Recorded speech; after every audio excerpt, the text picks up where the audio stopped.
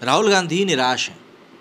राहुल गांधी निराश हैं कि उनके हाथ आया हुआ एक मौका निकल गया, लेकिन छटपटाहट अलग तरीके से निकलकर सामने आ रही है। छटपटाहट ऐसी कि मोदी जी को अब कुछ भी कहने से गुरेज भी ना हो। उनके कुछ शब्द, उनकी भाषा के जो शब्द थे भाषण के दौरान के, उनको भी हटाया गया है। उसकी भी बौखलाहट है और न जाने किस किसी सी बौखलाहट है। ऐसे में संसद का मानसून सत्र 11 अगस्त को खत्म हो गया। इसके बाद दोपहर करीब 3 बजे राहुल गांधी ने प्रेस कॉन्फ्रेंस करी और इसमें मुख्य मुद्दा मणिपुर ही रहा। राहुल महज 20 मिनट बोले। राहुल ने सरकार पर सीधा आरोप लगाया कि प्रधानमंत्री मणिपुर को जलाना चाहते हैं, बचाना नहीं। मणिपुर जल रहा है और प्रधानमंत्री हंस हंस कर बोल रहे थे। ये उनको शोभा नहीं देता। अगर हिंदुस्तान में कहीं हिंसा हो रही है तो उन्हें इस तरह हंस हंस कर नहीं बोलना चाहिए। मैं करीब 19 साल से राजनीति में हूँ। हर स्टेट में गया, बाढ़, सुनामी, हिंसा होती है, हम जाते हैं। 19 साल के अनुभव में मैंने जो मणिपुर में देखा कभी नहीं देखा। मणिपुर के लिए जो मैंने कहा कि भारत माता की हत्या कर दी गई, ऐसे में मैंने इस तरीके से नहीं कहा था जिस तरीके से लिया गया।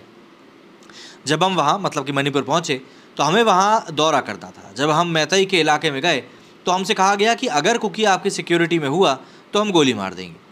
कुकी के इलाके में गए तो कहा गया कि मैतई सिक्योरिटी में होगा तो उसे गोली मार देंगे। मणिपुर 2 हिस्सों में बंट चुका है।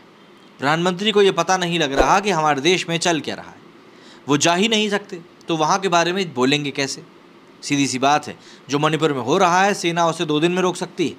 प्रधानमंत्री मणिपुर को जलाना चाहते हैं, बचाना नहीं चाहते। मोदी ने इसके ऊपर बोला कि 2018-2023 में अविश्वास प्रस्ताव लाए थे, 2028 में भी लाइए।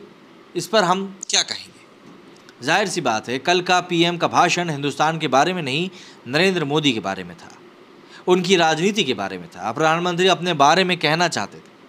2024 में वो प्रधानमंत्री बनेंगे, ये बात की बात है। ये वो किसी सभा में बोले, संसद में मणिपुर पर चर्चा हो रही है उस पर, लेकिन वो कुछ भी नहीं बोले।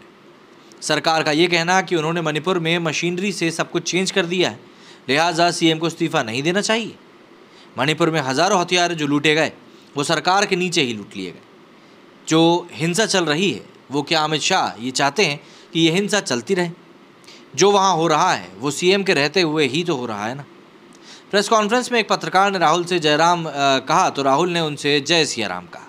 पत्रकार ने पूछा कि आपने 37 मिनट का भाषण दिया, 14 मिनट दिखाया गया, इस परंपरा को किस तरह देखते हैं? राहुल बोले, शायद पीएम मेरा चेहरा नहीं देखना चाहते, उनको मेरा चेहरा टीवी पर अच्छा नहीं लगता। मुझे अपना काम करना है, जहाँ भी भारत माता का पर आक्रमण होगा मैं आपको खड़ा मिलूंगा।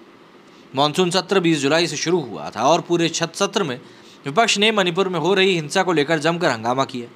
वे पीएम मोदी से मणिपुर पर बोलने की मांग कर रहे थे। इसके लिए विपक्ष ने 26 जुलाई को केंद्र सरकार के खिलाफ अविश्वास प्रस्ताव लाने का फैसला किया था।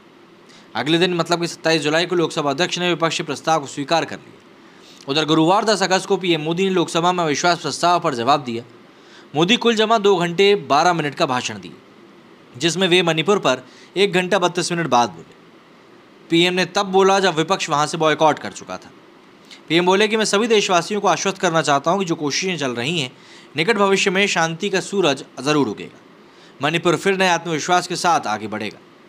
प्रधानमंत्री नरेंद्र मोदी ने कहा कि कल अमित जी ने विस्तार से मणिपुर पर बात की तो देश ने भी उनको इनके झूठ का पता चला, मतलब कि क्या झूठ मणिपुर को लेकर फैलाया जा रहा है।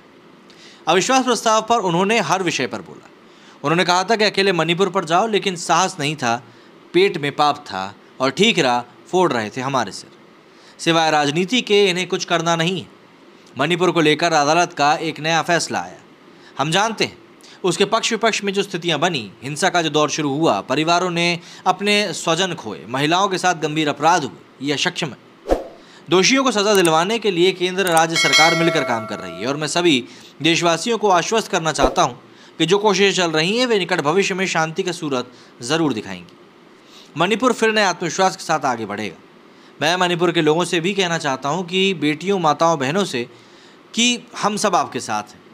हम मिलकर इस चुनौती का समाधान निकालेंगे और फिर शांति की स्थापना होगी। मणिपुर के लोगों को भरोसा दिलाता हूं कि वो राज्य फिर विकास पर आगे बढ़े, इसमें कमी नहीं रहेगी। नॉर्थ ईस्ट हमारे जिगर का टुकड़ा है। पीएम के जवाब के बाद लोकसभा स्पीकर ओम बिरला ने अविश्वास प्रस्ताव पर सदस्यों की राय ली और इसके बाद ध्वनि मत से अविश्वास प्रस्ताव गिर गया।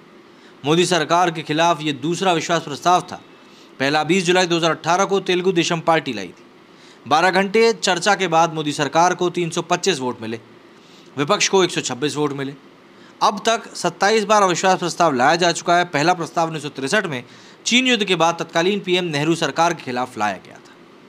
क्या कहना है आपका इस बारे में, कमेंट करके जरूर बताइएगा। मेरे वीडियो फिलहाल इतना ही। जय हिंद, जय भारत।